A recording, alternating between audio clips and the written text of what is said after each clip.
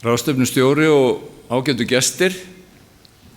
Þetta hefur verið áhugaverður formiddagur að fylgjast með þeim áskorunum og tækifærum sem eru í ferðaþjónustunni og sérstaklega það sem snertir heimamenn hér á Norðurlandi. Og það mér mikil ánægja að fá að vera með ykkur og fá tækifæri til þess að segja aðeins frá Samgöngustofu og hvað við gerum og reynum að gera allavega til þess að efla ferðaþjónustu og bæta hana. Nú, fyrst að hvert okkar hlutverk er. Það fyrst og fremst sem stjórnvald að hafa eftirlit með öryggi í samgöngum. Öryggi, það stóra orðið okkar. Ég held ég hef ekki heyrt það í morgun. Ég held ekki. En komdu heill heim, það nú mikilvægast af öllum ferðalögum og það væri engin ferðaþjónusta ef ekki væri öryggi í samgöngum og það segir sig kannski best hvað þetta öflugt og gott starf á Íslandi að það skuli ekki í morgun, ekki einu sinni held ég hafi verið nefnt orðið öryggi. Þá hljóta þessi mál að vera nokkuð góðu lagi, eða hvað? Jú, öryggismál í lagi þangað til eitthvað gerist. En hlutverk okkar, ég ætlum ekki að lesa þetta allt upp hérna, við að sjálfsögðu að stuðla að öruggum og líka sjálfbærum, greiðum og hagkvæmum samgöngum. Sjálfbærni í ferðaþjónustu eitt af lykilorðum sem við þurfum öll að huga að. Við þurfum að vera hérna í dag og á morgun og eftir 10 ár og eftir 100 ár í góðri sátt við umhverfi og náttúru og fólkið í landinu. Samgöngustofa var til með mikilli sameiningu fyrir tæpum 3 árum, þar sem saman runnu flugmálastjórn og umferðarstofa og allur stjórnvaldshluti Siglingastofnunar. Yfir í Vegagerðina hins vegar fór framkvæmda þáttur Siglingastofnunar sem snertir vita og hafnir og yfir til Samgöngustofu kom líka stjórnkerfishluti frá Vegagerðinni. Þungatakmarkanir og leyfisveitingar og ýmislegt fleira sem var áður á höndum Vegagerðarinnar. Nú, stjórnskipulagið í samgöngunum, það nú erfitt að sýna hluti kannski á einni mynd, tvívíðri mynd, en þetta svona eins og við og okkur tamt að segja frá því upp í Samgöngustofu. Við heyrum beint undir innanríkisráðuneytið og ég skila mínum gögnum og gerðum upp til innanríkisráðherra. Ég sit í samgönguráði ásamt með forstjóra Isavia og forstjóra Vegagerðarinnar og Vegagerðin annars vegar með vegi, vita og hafnir framkvæmdaaðili og viðhaldsaðili og Isavia hins vegar í flugvöllum og flugleiðsögu framkvæmda og viðhaldsaðili. Báðir þessir aðilar starfa eftir starfsleyfum sem að Samgöngustofa afhendir þeim. Sumum tilvikum einkaleyfum og öðru leyti leyfum sem að geta verið í samkeppni við aðra aðila, ef þannig ber undir. Nú saman sitjum við 3 forstjórar samt skipuðum formanni Samgönguráðs sem skipaður af innanríkisráðherra og vinnum að samgönguáætlun til 12 ára og til 4 ára sem ráðherra leggur fyrir þingið til samþykktar og það svona stóri ramminn fjárveitingar til samgöngumála.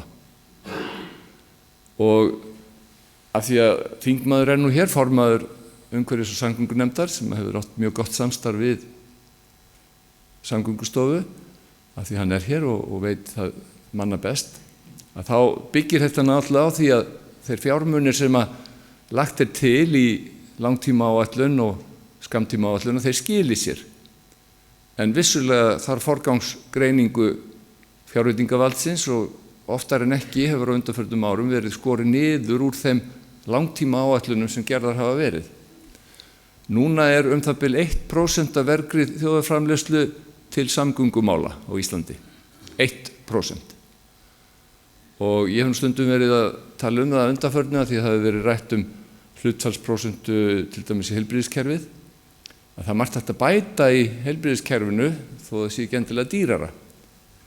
Það var breskur geðheilbrigðis fulltrúi eða yfirmaður geðheilbrigðismála bresku ríkisstjórninni hér á landi daginn og hann var að tala bætta geðheilbrigðisþjónustu í bresku heilbrigðiskerfi sem hann var ódýrari en áður.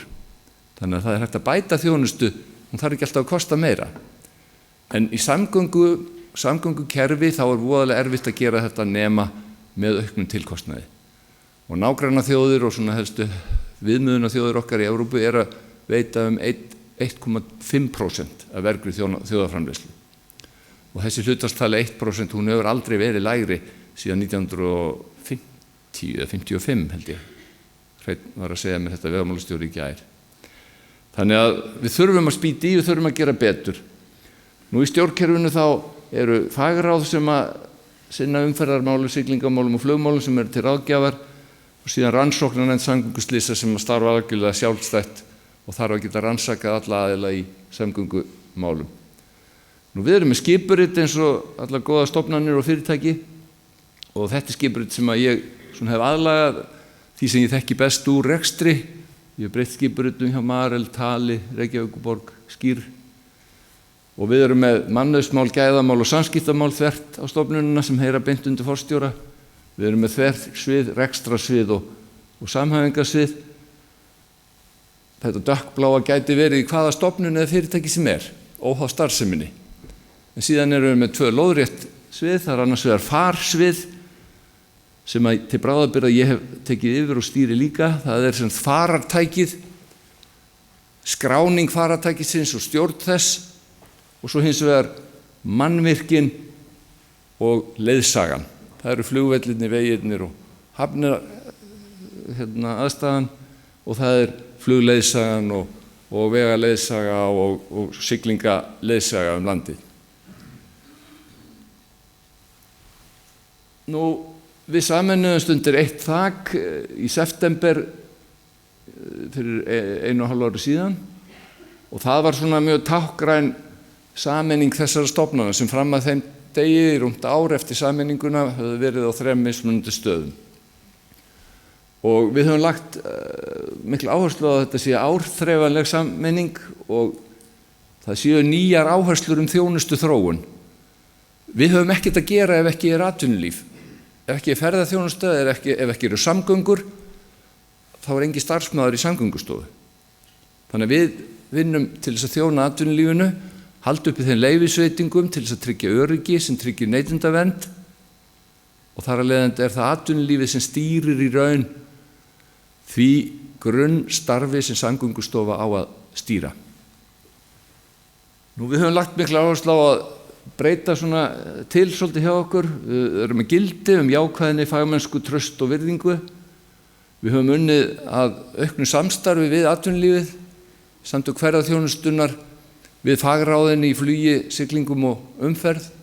Ég hef heimsótt fyrirtæki og stofnanir og oftar en ekki farið einn til þess að heyra beint frá notendur þjónustunnar hvernig hún unnin og hvað menn vilja. Og við höfum sett upp nýja þjónustudeild eftir þeim munstrum sem að hafa tíðkast áður í fjarskiptafyrirtækjum og tölvufyrirtækjum og bönkum og fleiri stöðum og vinnum að aukinni rafrænni þjónustu og meiri sjálfsafgreiðslu viðskiptavina. Við vinnum líka eftir jafnrétti og samfélagsábyrgð eins og stofnun og fyrirtækjum ber að gera í dag.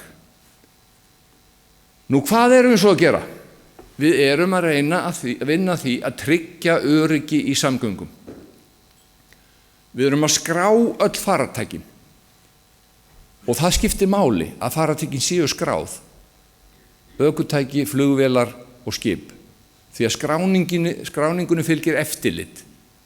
Það ekki hvaða bifreið sem skráð hér á vegina, það ekki hvaða flugvél sem skráð í loftið, það fylgir því eftirlit. Og þarna þarf að fara saman öryggi og skráning. Og af því að það ber nú svo vel í veiði, aftur að skjóta formann umhverfissamgöngunefndar með skráningu ökutækjum, það var samþykkt lög í fyrra sem að meðhöndluðu vespur eða léttbifhjól, nánast eins og reiðhjól, en það eina sem satt eftir frá upphaflegum tillögum var að þetta hafa skráningarskyldu. Og ég hef ekki tekið þessa skráningu upp enn. Það fylgdu því engi fjármál og fylgir ekkit rekstraröryggi. Þannig að við biðjum eina lagabreytingu, bara svona stutt. En við höfum verið með í að undirbúa lög og reglugerðir og vinnum þar náttúrulega mjög náið með ráðuneytinu. Við höfum mjög mikið samskipt við alþjóðastofnanir og þetta er mjög mikilvægt. Það fengi engin flugvél að fljúga til eða frá landinu ef ekki væri alþjóðleg viðurkenning á samgöngustofu. Því að öll leyfi flugáhafna, öll leyfi rekstraraðila í flugi, öll leyfi fyrir skráningar á vélum eru samkvæmt alþjóðlegum kröfum. Við erum meðlimir Ísland, undirritaði Chicago-sáttmála flugöryggi 1944, var einn af stofnaðilunum hjá Alþjóðu flugmálastofnuninni. Við erum meðlimir hjá Flugöryggisstofnun Evrópu. Þetta er algjört lykilatriði að því að samgöngur við landi virki. Og það sama á við í siglingum, réttindi sjófarenda og atvinnuréttindi bílstjóra, svo fátt eitt sé nefnt. Nú, þess vegna þessar viðurkenningar, og þær standa stundum tæpt. Við lendum í úttektum, þar sem við þurfum að sýna að við höfum tekið út alla þá leyfishafa sem að hafa leyfi hjá okkur. Og þeir þurfa að sýna rekstrarhandbækur, þeir þurfa að sýna að þeir hafi stjórn á hlutunum. Og það er búið þetta gamla að fela allt fyrir eftirlitsmanninum. Það er búinn kúltúr og við tökum það ekki til greina. Það er þjónustuaðilinn, rekstraraðilinn sjálfur sem ber mesta ábyrgð og mestan hag af því að öryggis sé gætt. Þess vegna hefur tekist að fækka slysum á Íslandi að því að rekstraraðilinn sjálfur taka ábyrgð. Hvað væri verra heldur en að missa mann í ykkar rekstri? Það væri verst. Nú við höfum þar að leiðandi innleiðingu alþjóðlegu regluverki til þess að við uppfyllum þær alþjóðlegu kvaðir sem við höfum undirgengist sem fánaríki og við höfum eftirlit með öryggisáætlunum landsins fyrir sjófarendur, fyrir flug og fyrir akstur og vegum. Semst við erum í leyfisveitingum og eftirliti. Við höfum ákveðna rannsóknarskyldu þó að það sé ekki á sama borði og rannsóknarnefnd samgönguslysa, heldur er það fyrst og fremst rannsóknir og þróun umhverfisvæna orkugjafa, nýtingu annarra orkugjafa í samgöngum og fylgjast með umhverfisvænum þáttum samgangna. Við greinum slys og atvik til þess að hafa forvarnir og fræðslu betri. Nú við þjálfum og sjáum skírteinaútgáfu í flugi, kröfum í siglingum og við fylgjumst með ökunámi og ökuprófum. Allar skráningar og tæknimál farartækja og fræðsla öryggi í samgöngum og samstarfi hagsmunaaðila. En áskoranirnar, hverjar eru áskoranirnar? Þær eru nákvæmlega þær sömu og voru teknar hérna í morgun. Það er búið að kynna Ísland sem öruggt land fyrir ferðamenn og það þarf nauðsynleg leyfi. Og ég ætla ekki hér að vera boðberi hærri auðlindagjalda eða skattlagningar á greinina, en það var nú ekki annað málgagn en Morgunblaðið þar sem að fréttamaður þar Stefán Stefánsson var að skrifa þessi atvinnugrein eins og allar aðrar verða að taka ábyrgð á þeirri auðlind sem að atvinnugreinin fer með. Hvað á 16. eða 17. eða 18. aðilinn sem ætlar að sýna hvalaskoðun á Skjálfanda að gera, eða svo 2050 eða svo 50. Haldið að það verði nóg að sýna? Ég ansið þetta ekki. Og 20. eða 30. eða 50. rútan sem ætlar að koma og sýna Fjaðrárgljúfur, mamma í Fjaðrárgljúfri. Ég baðaði mig þar í fyrrasumar áður en að Justin Bieber kom. En nú er allt brjálað og Icelandair birtir myndir úr Fjaðrárgljúfri, en það er ekki króna til þess að koma upp innviðum. Pöllum sveitarfélagið þurfti að vera í salernisbyggingunni, að vísu með styrk úr ríkissjóði og að besta mál.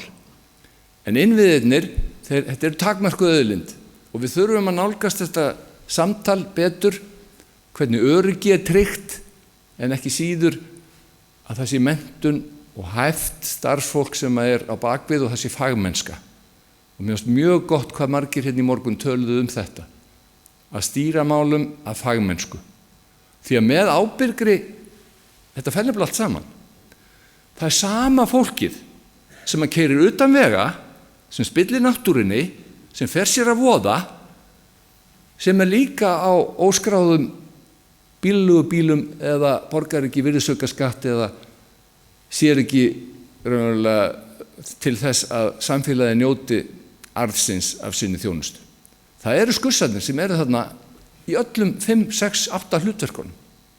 Þannig að meiri ögun, leyfisveiting sem byggir á fræðslu, menntun starfsfólksins, að allir þeir sem fari í útsýnis- og kynnisferðir hafi farið í öryggis- og björgunarnámskeið hjá Slysavarnaskóla sjómanna og séu meðvitaðir það hvað þeim ber að gera á hættustund.